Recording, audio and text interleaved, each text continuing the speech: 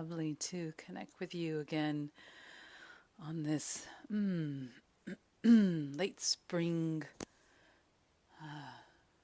early summer, beautiful day here in Southern California. There's been some beautiful songs from our local birds here, and I've just been so relishing in their chant in the past year since we've moved to this location. There's so much more beautiful, harmonious, joyful singing happening throughout the day. Really, we have these beautiful songbirds, and then recently, of course, with the spring, we have the morning doves cooing us through the day and nesting around the house, and it so soothes the soul, truly, As I've been delving more into Usui's original teachings and the origins of Usui Reiki system, I come more and more into contact on how it's very much based in the element of nature, and at the time that he was, born in Japan, the religion of the nation was Shintoism, and Shintoism is a reverence for all of nature, and for Shinto practitioner, their god and their gods, their deities were trees and mountains and birds and these elementals, and so that was very much the backdrop of Usui's teachings, and he incorporated Shintoism with Tendai Buddhism in his teachings. I've come to learn as well that before he created his system of Reiki, he had students and studied and taught them principles of living a more spiritual life, a more peaceful life, before he actually started the system of Reiki and before he went to Mount Kurama. Our lovely bird is back. I'm wondering if you can hear it in the backdrop. And so he incorporated and infused and had a synthesis of Shinto practices as well as Tendai Buddhist practices. And in the Shinto practices, it was actually called Shugando, and my pronunciation may be a little bit off, but it was a compilation and influence of practices in the mountains that were influenced by shamanism, Shintoism, Taoism, and Buddhism, and it was very much esoteric practices. He also studied Tendai Buddhist practices that were also esoteric Buddhism, and these very much were in the backdrop of his system of Reiki. There was also a strong influence of martial arts in Usui's system of Reiki. When I first studied Reiki and first was teaching Reiki, the story that was passed down to me was that Mikao Usui studied Qigong and practiced a form of Qigong and developed his Qi to a level that he could utilize it through, healing through the palm, and that was what actually sent him to Mount Kurama, that he was looking for something stronger than what he developed through this form of Qigong, and that he found that his own energy was depleted. And so as we learn more and more and delve into the history of Usui, we now find out that it wasn't so much Qigong, but more martial arts practices, karate to be exact. But in his form of karate that he studied, he very much studied the development of Qi to the level that it was about harmonizing Qi. And this was definitely a very large component to his teachings. And in the West, we've incorporated the Indian chakra system into the Reiki system. But in actuality, this did not exist in Usui's system.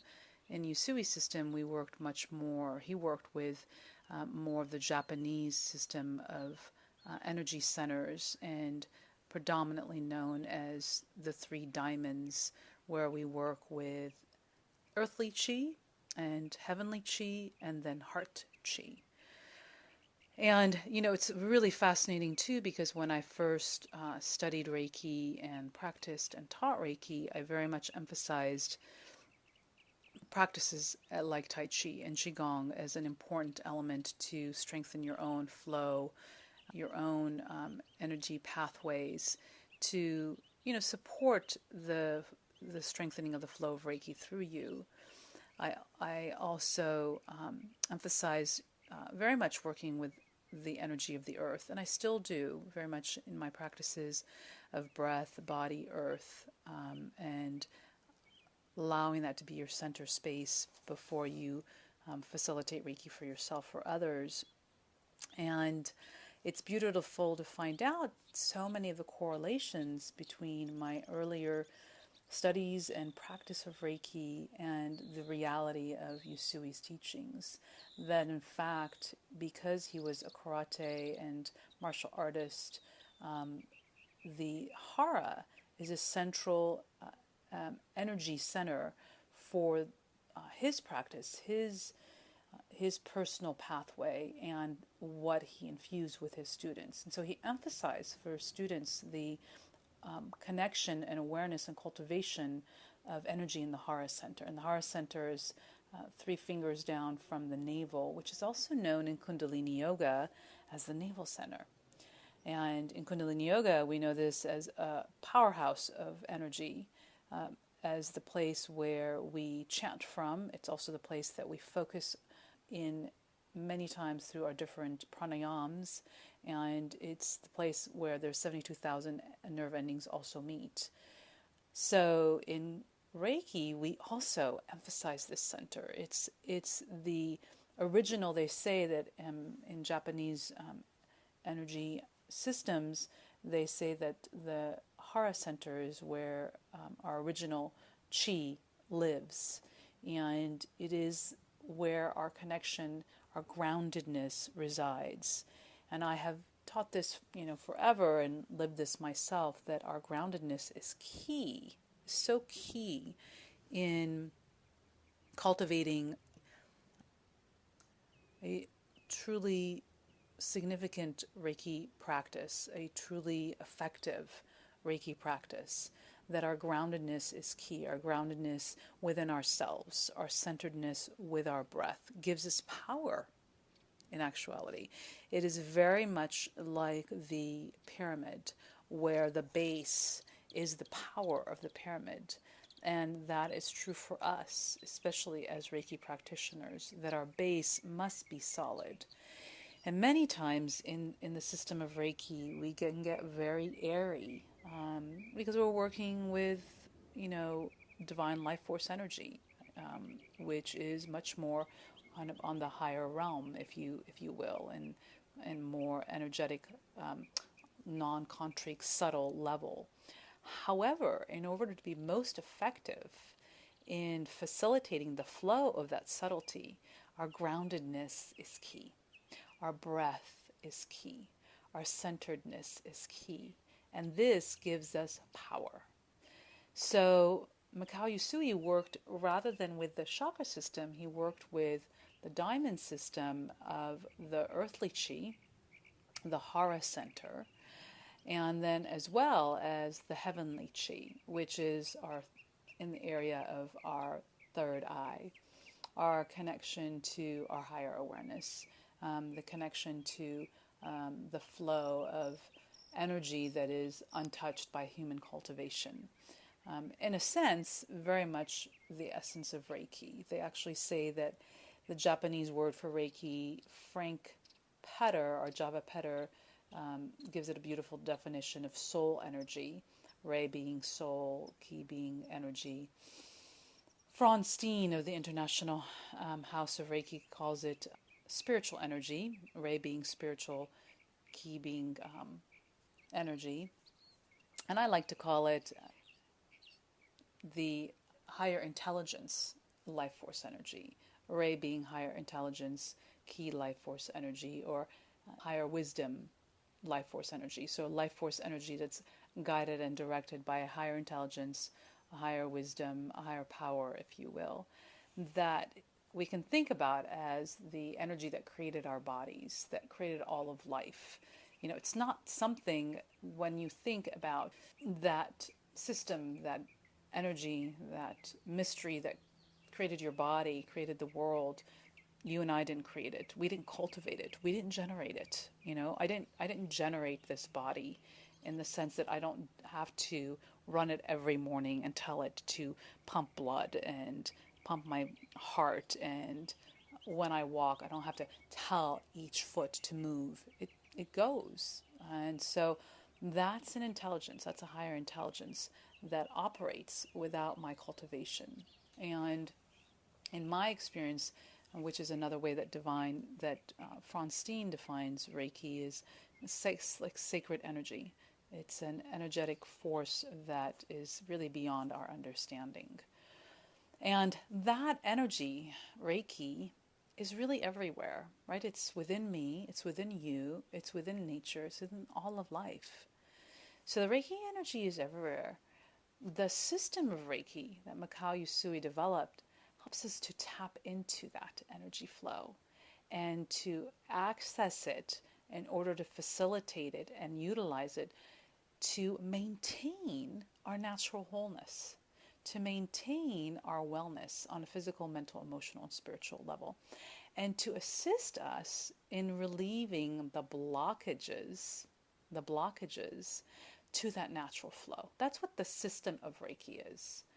It helps to relieve the stagnation, the mental, emotional blockages, and the physical ailments that may come to us from life, which is just a natural part of life, to help to reconnect us to that natural wholeness, natural flow, and allow the natural flow of Ki, the natural flow of Chi, the natural flow of life force in our bodies, which feeds our organs, which feed our cells, which assist us in thriving in the world.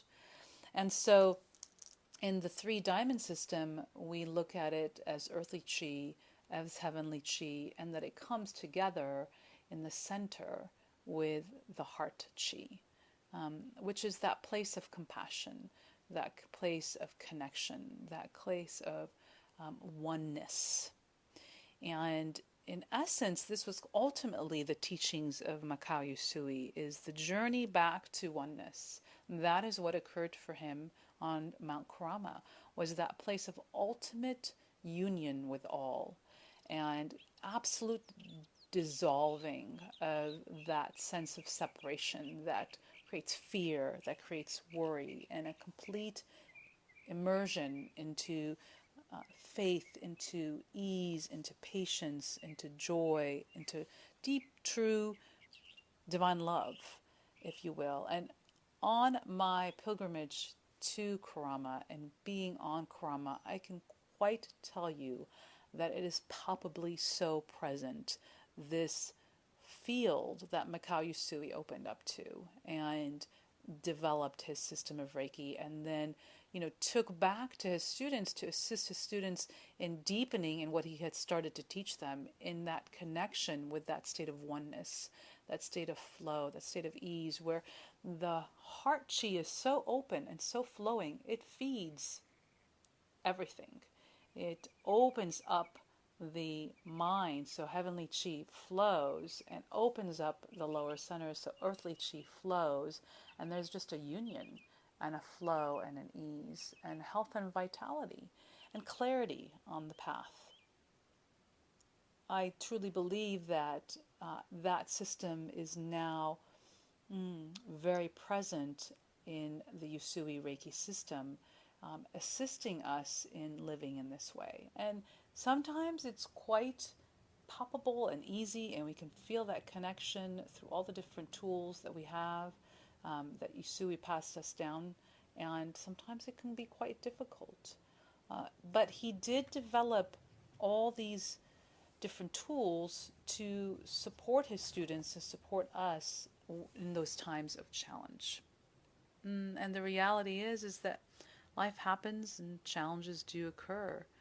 And, I've spoken to you in the past about one of his tools that he passed down to us, which he invited all of his students to chant daily throughout the day, if you will, in the morning, in the evening, and then as needed throughout the day, the 5 precepts, the 5 Reiki principles, which are also tools to help us to relieve blocks to that flow of ease in our life.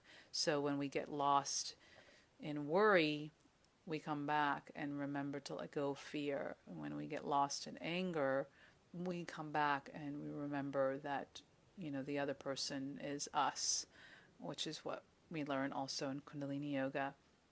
There's so many similarities between Kundalini Yoga and Reiki, and it's quite evident between the 5 precepts and the 5 Aquarian Sutras that Yogi Bhajan gave us. And so another practice that Mikao Usui gave us to support us in strengthening our own spiritual connection, our own energetic flow, and as well as the ability to facilitate Reiki more powerfully, was a breathing technique that has been termed Hatsure Ho.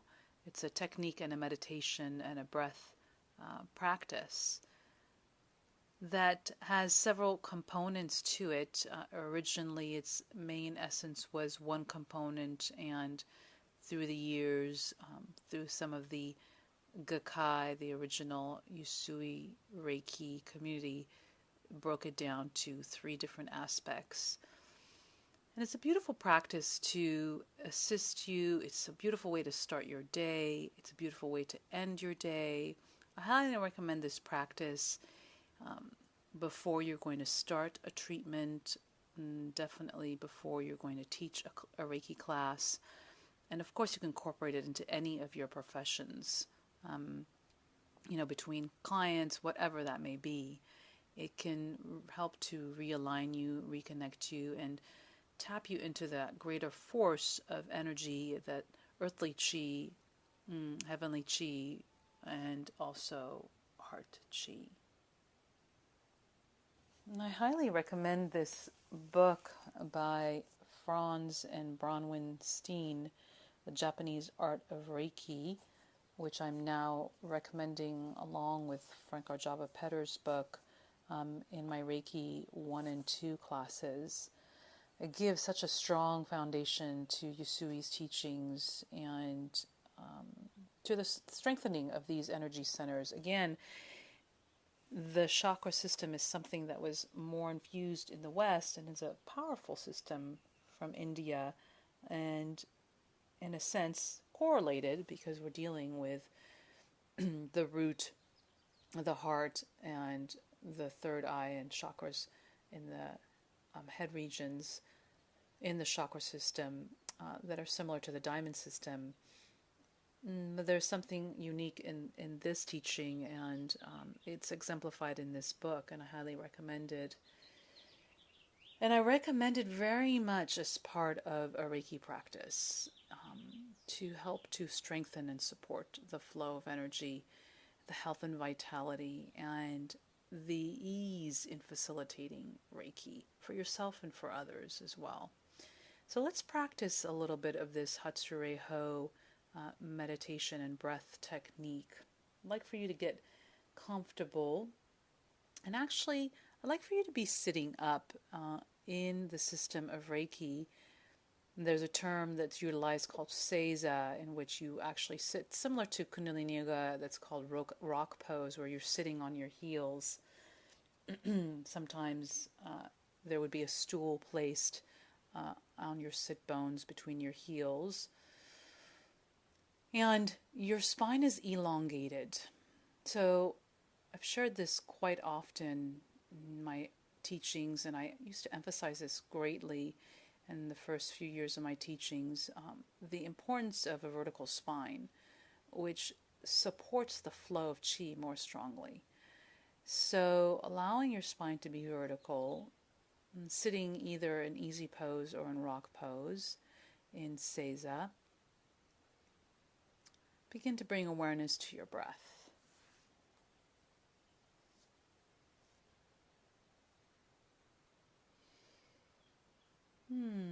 As we open up to generate the flow of energy and generate our connection to our spiritual energy and open up to the flow of Reiki so we can better facilitate. Let's begin with the first step of this method of Hatsureiho. There are many methods of Hatsureiho, and I utilize this that I was taught in my training with Franz Steen. We're going to start with Kenyo Kuho, which is one of the terminologies for this is dry bathing. And over the years, I've taught Kenyo Kuho as something that you could use after you do a session as a way to disconnect. But it's actually something that you can do before a session and any time during the day. And it's actually, some people talk about it like it clears negative energy, and we really like to think that there's no such thing as clearing negative energy. It's more about clearing the worries and concerns or our attachment or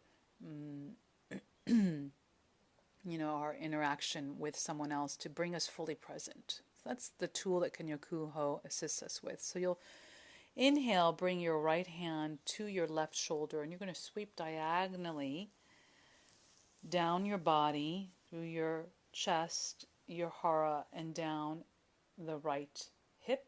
Then you'll take your left palm to your right shoulder, sweeping diagonally down your chest, through your hara, down your left hip, and then again with the right hand to the left shoulder, inhaling, exhaling, sweeping down diagonally. And now you'll take your right palm to your right shoulder again, and you're going to take your sweeping hand down the right arm with the palm facing up, sweeping the palm. And then you'll take your left hand to the right shoulder, inhaling, exhaling as you sweep down the left arm to the left palm, sweeping out, and completing left palm to the right shoulder, inhaling and exhaling, sweeping down the right arm to the right palm as you sweep off the right palm. Kenyo Kuho. Disconnecting from the concerns and worries of the day, bring yourself fully present.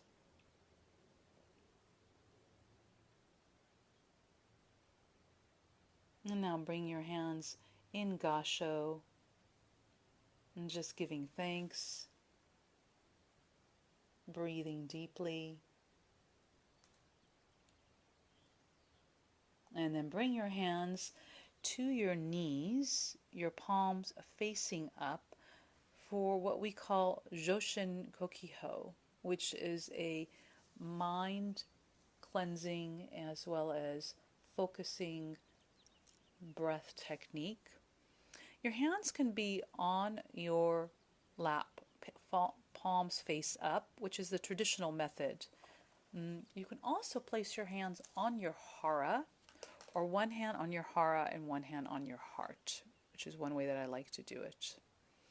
You're going to inhale fully, breathing in from your diaphragm, expanding out into your belly, into your hara. And then you're going to exhale, just letting the belly drop, moving towards the spine. And continue in this way, inhaling from the diaphragm, expanding the belly. Exhaling, letting the belly, the hara, move back towards the spine. And continuing this way, as you inhale now, inhale fully, inhaling the fullness of your breath. Exhaling as you exhale, circulating the breath through the body. Inhale fully, expanding the hara, filling the hara with chi, with prana, with breath. Exhaling, circulating prana through the tissues and muscles of your body. And again, inhaling, expanding, filling the hara. This is the storehouse of your life force energy. Exhaling, circulating through the body. And continue. Inhaling, breathing in Reiki, that life force energy from that higher intelligence, soul energy, spiritual energy, whatever you want to call it. Exhaling, circulating Reiki through the tissues, muscles, bones of your body. Continuing this way. Inhaling, filling, expanding. And exhale, circulating through every inch of your body into the cells and into the skin now. Inhaling, filling, expanding. Exhaling, circulating, feeding every cell of your body into your skin and now into your aura. And again, inhaling, filling, expanding into the hara center. Exhaling, circulating into the tissues, muscles, cells, skin, and aura. And continue in this way. Inhaling, filling your hara with Reiki. Exhaling, circulating into your body, skin, and aura.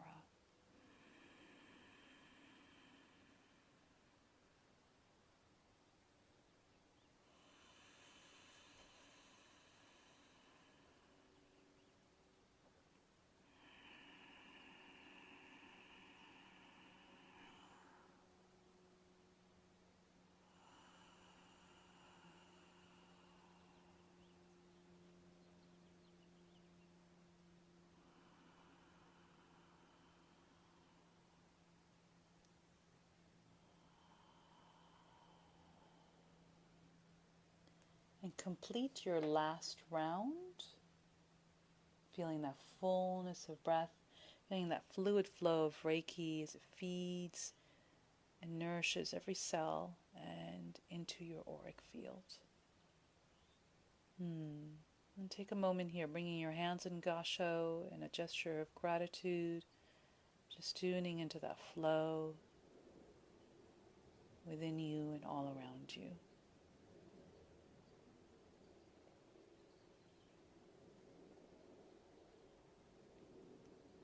Moving into the third portion of this method of Hatsureho, Seishin Totsu, with your hands in gasho position,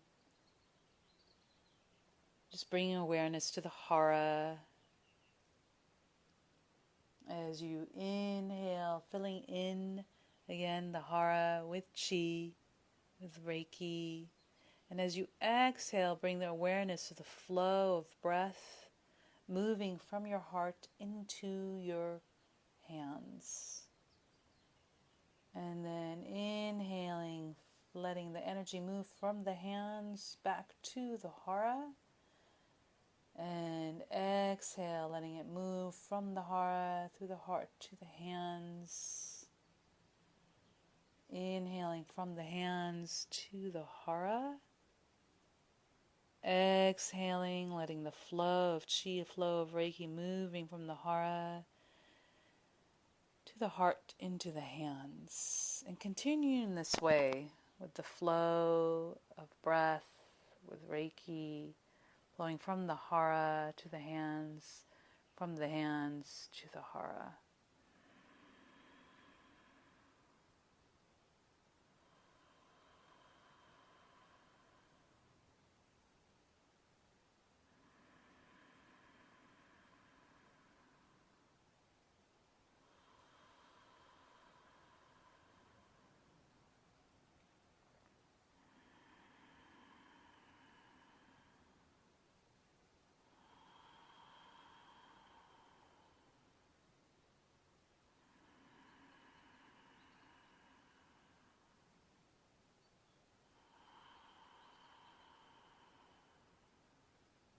You can continue for a few more cycles if you like.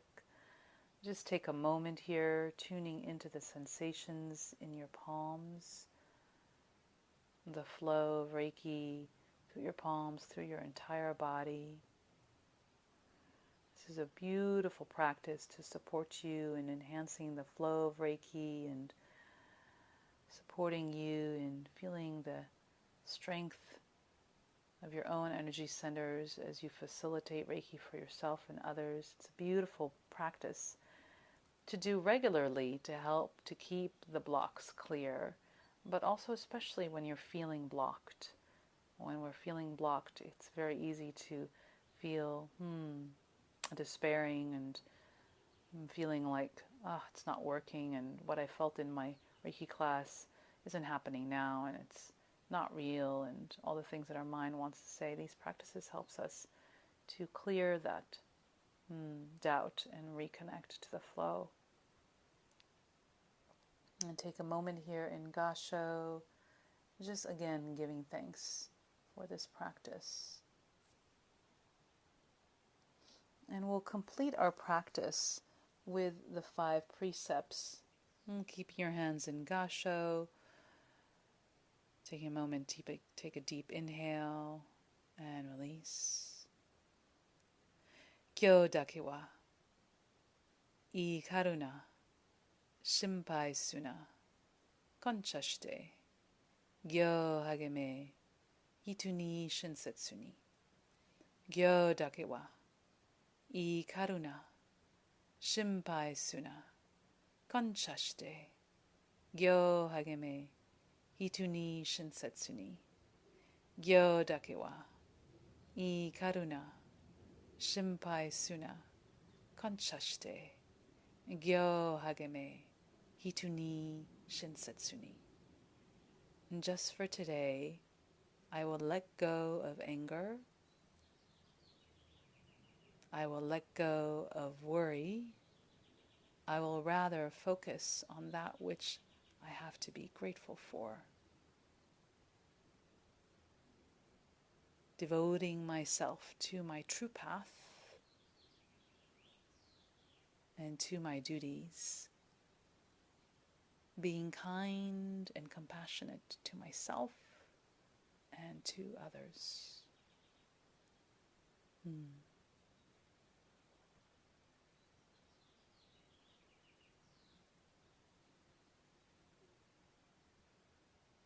so with that, I wish you blessings on your path. May the flow of chi, may the flow of life force, may the flow of Reiki pour through you and bless you in unlimited ways, supporting and transforming whatever challenge you may be walking through, opening you up to that heart chi, living from that space of absolute ease, moving through these challenges in a place of buoyant living, blissful living, and bountiful living. Blessings to you, my friends. I look forward to connecting with you. Do share with me any of your feedback that you'd like via this podcast trail. Also, do touch base with me at sacredventures.com or reikiunleashed.com. Have many beautiful events coming up. We have a Kundalini Yoga and Reiki workshop coming up at the end of June at Yoga West LA. We are now so excited to be offering a Reiki volunteer program for practitioners to offer their services currently at an assisted living facility in Beverly Hills. We will be teaching the Karuna Reiki system, which is not a Usui Reiki system, but it definitely enhances the Usui Reiki system. Very much more connected to, I would have to say, the Lemurian energy, and it definitely exemplifies the essence of Usui's teachings, taking that compassionate action, that essence of Avalokiteshvara, Zenju Canon, that heart chi to another level for certain. We're doing that the 17th through the 19th of June. Teaching a level 1 and 2 and an advanced in July. And then we will be off for our annual Maui Reiki Trainings and Sacred Journey, which I highly recommend joining us. We will be teaching the advanced and master class out there on a pristine 10-acre oceanfront accommodations, and then journeying throughout the island as we steep into the Reiki energy and into the Huna practice of the Hawaii Islands, which is very, very similar to the Shinto practice, in which the divine is seen as emanating in all of nature, which is how we experience Hawaii. And, taking our Reiki and yoga and meditation practice to the next level, and just really soaking our senses and deepening our practices. So do join us, and wishing you such a blessed and beautiful, blissful summer solstice and summer season. And I look forward to connecting with you in our different magical, synchronistic connections. Satnam, Reiki, Aloha, Love, Namaste.